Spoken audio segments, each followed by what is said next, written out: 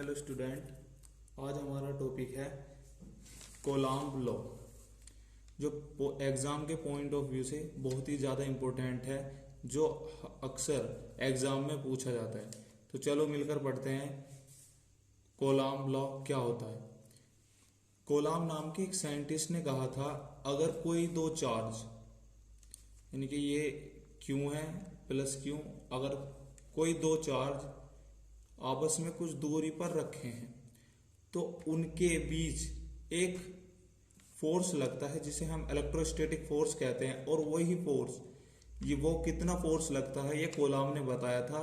तो इसी चीज को हम कोलम्ब लॉ कहते हैं। तो जैसे ये दो चार्जेस हैं तो ये एक दूसरे से r डिस्टेंस पर रखे हैं, ये r डिस्टेंस पर एक दूसरे से रखे हुए हैं। तो कोलम्ब ने कहा था कि देयर, जो आपको एग्जाम में लिखना है वो ऐसे लिखना है, there works an electrostatic force between any two charges, यानी कि ये दो चार्ज हैं प्लस क्यू और एक प्लस क्यू, और ये आपस में कितनी दूरी पर रखे हैं, r डिस्टेंस पर। There works an electrostatic force between any two charges placed at some distance. ठीक है, इतना समझ में आया। यानी कि there works an electrostatic force between any two charges at some distance.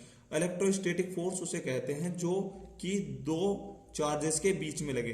तो कोलम्ब ने यह बताया था कि वो फोर्स कितना होता है, यानी कि according to coulomb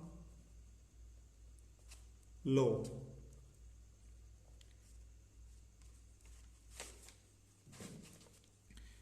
the magnitude को तो आप जानते होंगे, जैसे 1 2 ये मैग्नीट्यूड होता है किसी भी चीज का। The magnitude of the force is directly proportional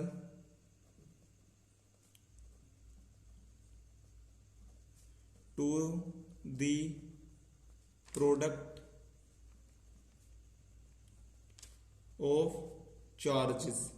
यानी कि इन दोनों के प्रोडक्ट है, जैसे ये 1 होगा 2, तो ये इन दोनों के प्रोडक्ट किसे कहते हैं, गुना को, यानी कि मल्टीप्लाई। तो इनके प्रोडक्ट के is directly proportional to the product of charges and inversely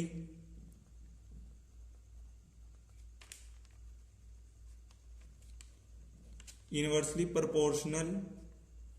अब इनवर्सली कैसे कहते हैं, जैसे कि कोई चीज अगर घट रही है, यानी कि जैसे ये r है और ये 1/p है, यानी कि इनवर्सली प्रोपोर्शनल कहते हैं इसे। यानी कि प्रोपोर्शनल का साइन होता है कि अगर ये चीज घटेगी तो ये चीज बढ़ेगी, अगर ये चीज बढ़ेगी तो ये चीज घटेगी। तो इनवर्सली प्रोपोर्शनल और डायरेक्टली प्रोपोर्शनल उसे कहते हैं, जैसे r डायरेक्टली प्रोपोर्शनल p, कि p बढ़ेगा तो r भी आपका बढ़ेगा। तो inversely proportional to the square of distance between them. तो ये है आपका कोलम्ब लॉ, कि अकॉर्डिंग टू कोलम्ब लॉ आपको जो एग्जाम में लिख रहा है कि कोई भी दो चार्जेस हैं तो उनके बीच में एक इलेक्ट्रोस्टैटिक फोर्स काम करेगा, और वही फोर्स उन प्रोडक्ट यानी कि इन दोनों चार्जेस के प्रोडक्ट के डायरेक्टली प्रोपोर्शनल होगा, और ये जो आपका डिस्टेंस है इसके इनवर्सली प्रोपोर्शनल होगा। तो एक इक्वेशन बनती है, यानी कि एक फोर्स कितना होता है, अब ये पढ़ेंगे। तो अकॉर्डिंग टू कोलम्ब ने क्या कहा है,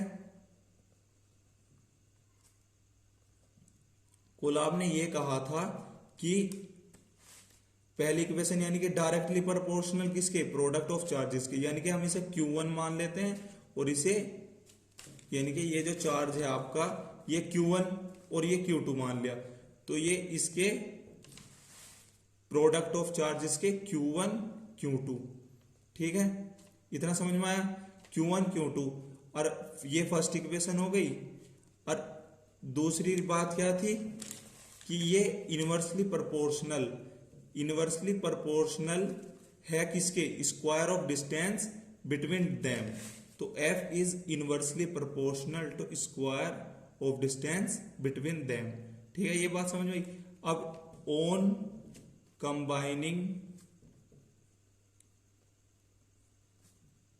equation first and second, okay, जब कंबाइनिंग कर दी दोनों इक्वेशन को तो ये आया F is directly proportional to, यानी कि ये Q1 Q2 जो ऊपर है वो ऊपर और जो नीचे है वो नीचे।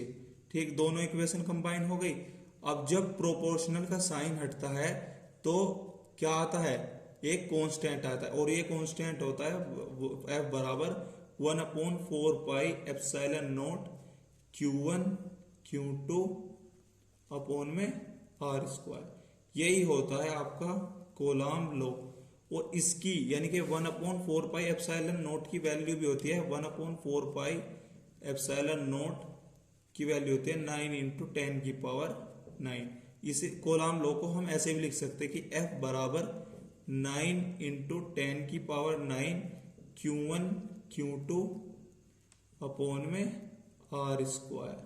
यही होता है आपका कोलॉम्ब लॉ, और यही आपका एग्जाम में पूछा जाता है। और अब कोलॉम्ब लॉ यानी कि फोर्स है, तो फोर्स की यूनिट क्या होगी, फोर्स की यूनिट तो क्या होती है पता होगा आपको, न्यूटन।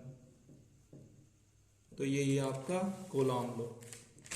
आपको ऐसे ही एग्जाम में लिखना है, इसे आप अपने एग्जाम को भी किसी भी कॉपी में नोट कर लें और नोट्स बना लें। Have a nice day, thanking you, subscribe my channel.